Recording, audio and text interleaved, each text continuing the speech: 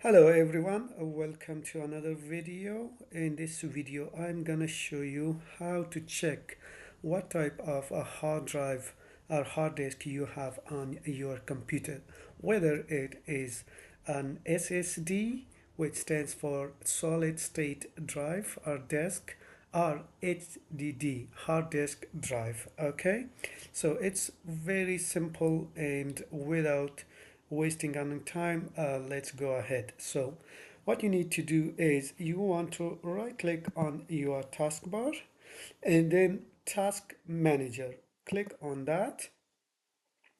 Once you're here, it will open up the task manager. Then on the left hand side you want to click on the performance tab, and then in here you want to click on desk.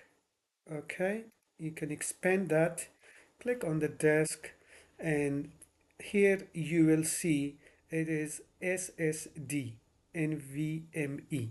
So this is a solid state drive. If you have HDD, it will say HDD in here. Also, if you come down here, it also says type SSD. So I hope this video was helpful, and I'll see you next time.